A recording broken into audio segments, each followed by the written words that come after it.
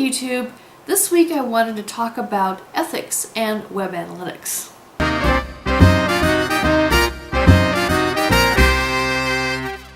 Alright, so I know that there are a lot of ethical considerations within the web analytics community, to the point where the Digital Analytics Association even came up with a code of ethics a couple of years ago that a lot of us who are professional web analysts have signed, and actually, I think you can go to the website and actually see, I don't know if they still have it up, but they used to have like a list of all the analysts out there that have signed this petition or this ethical document, and it has a list of different ethical considerations within the purview of web analytics, digital analytics, mobile analytics, business intelligence, and those type of things. So I just thought I would kind of address this topic. I know I've blogged about it a couple of years ago as well, but with recent things come to light with like the NSA scandal and all of that, I know that there's a lot of people who are concerned about having their personal information tracked. I know that I've known people who have really freaked out because they search something on Google and then the next thing they know, all the ads that they see in Google are all related to whatever they searched on. And so a lot of people are thinking that people are spying on them, that everything that they're typing is being tracked and all that kind of thing. So yes, a lot of things are being tracked out there. There's absolutely no denying that, because obviously I'm in this industry. Obviously that's what I do.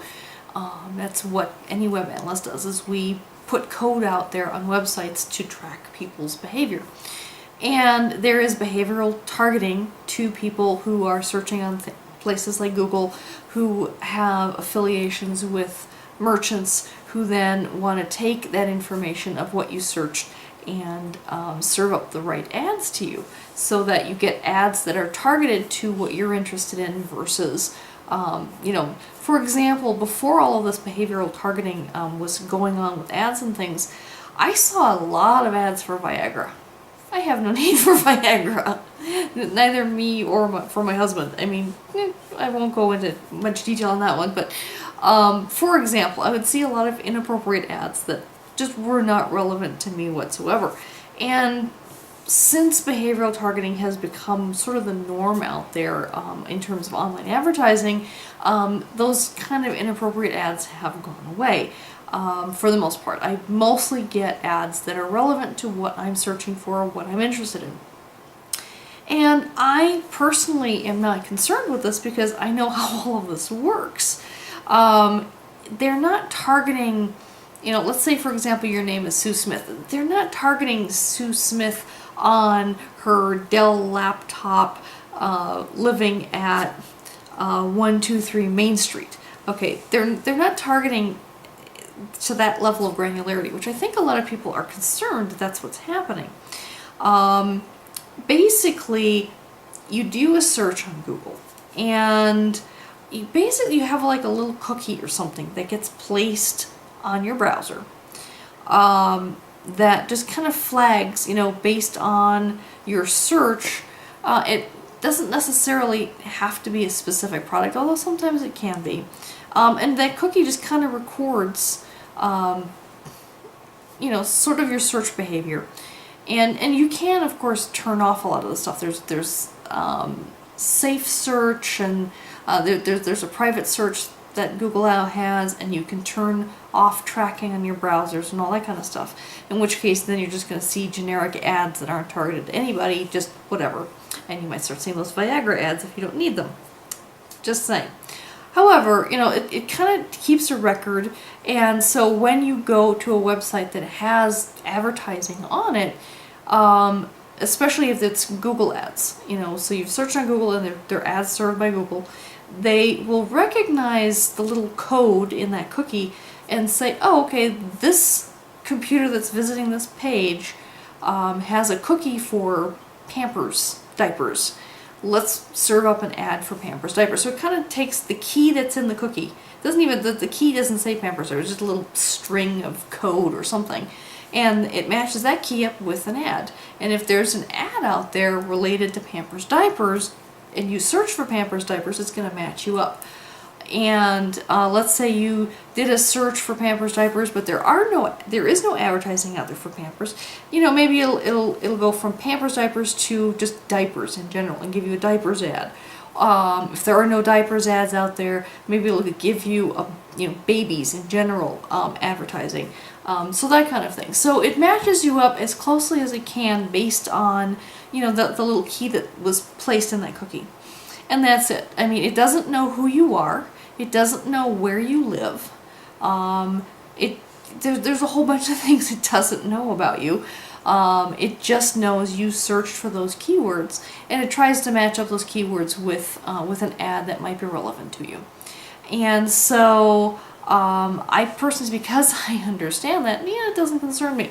I do understand that people are concerned when these things happen, and I understand that can be disconcerting, but at the same time, I see it as a benefit. I think it's really great that I get advertising that's targeted to my personal interests, and it's not just targeted to like some generic group of people out there, and I start getting ads that really aren't relevant to me.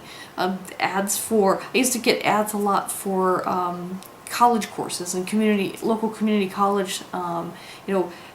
Get a better job by signing up for this college course and become a nurse or a masseuse or something like that. And, well, I have a master's degree. I don't need to go back to school for these things.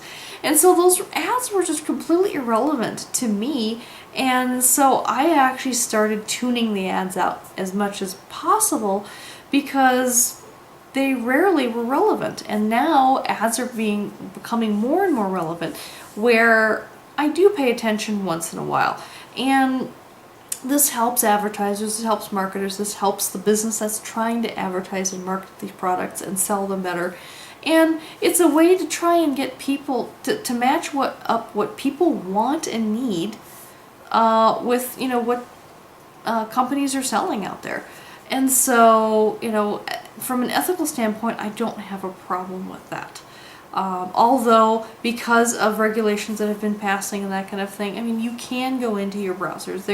There is in your various browsers options, I know IE, Firefox, and Chrome especially have something in the options somewhere where it's like you can check off Do Not Track. And I think I heard that with Internet Explorer 10 that comes turned on by default. So going forward, if you use IE 10, everything will be Do Not Track unless you actually want to be tracked, and you can turn that off. So there's that. There's the behavioral targeting, which I know is the part that a lot of people get very nervous with.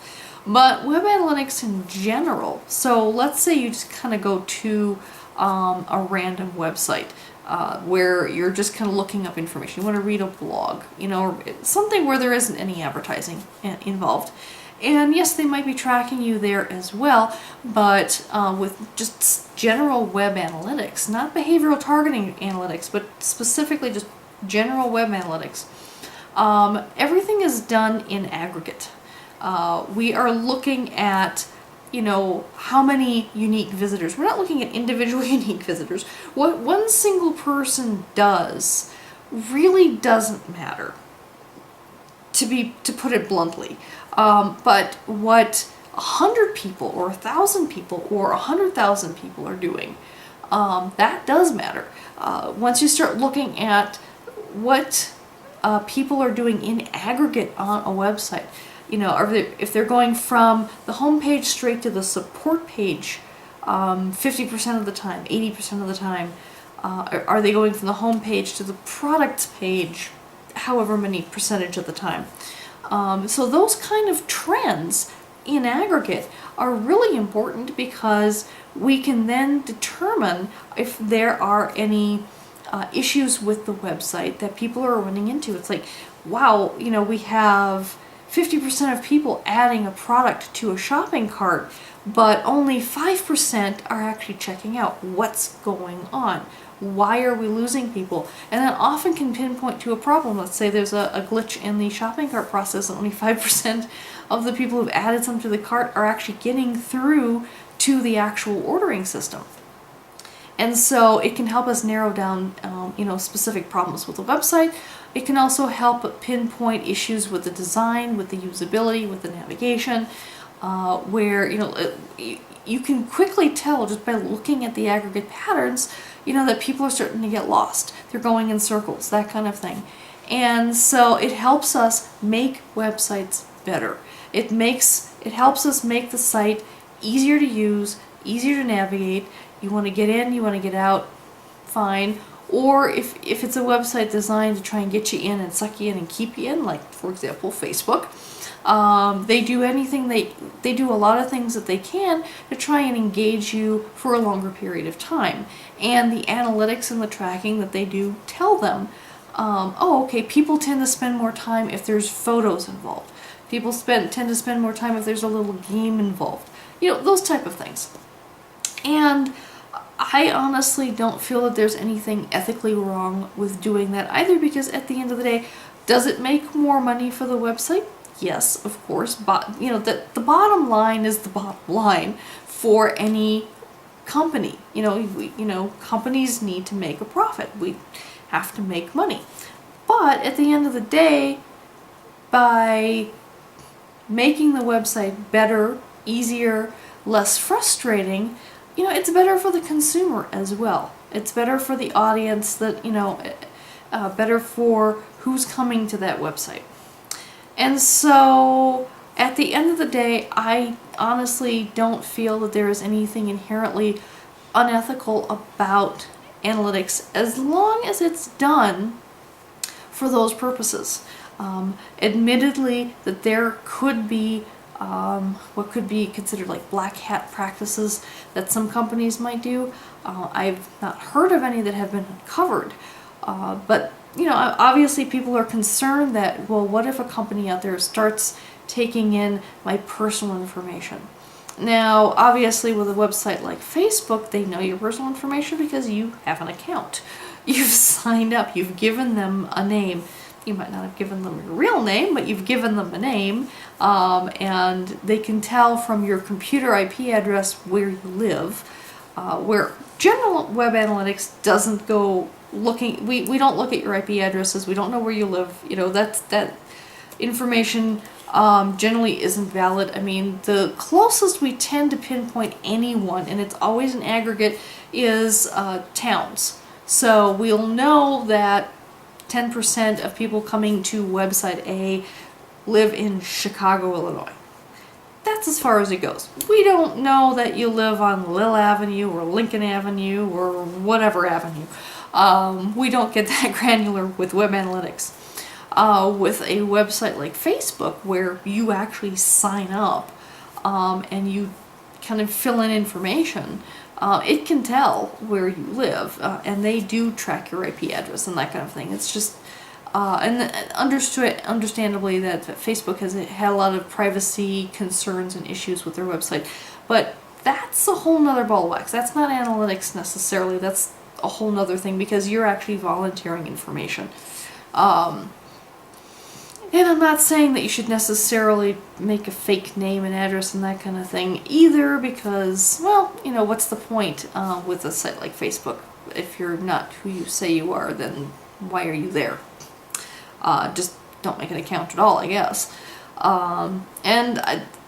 Admittedly, I'm rambling a little bit, because this is, I guess, a little bit of a rant, I suppose, but I just kind of wanted to address this issue. And anyway, I think that's basically everything I wanted to say about, ethical considerations in analytics. And if you have any comments, please leave them in the comment section below. I would love to hear your thoughts about analytics and ethics and that kind of thing. And if you have any questions or even concerns, just leave a comment. Let me know. I will be more than happy to respond and answer any kind of comment or question that you might have. And please like and subscribe if you haven't yet. And I guess until next week, take care. Bye-bye.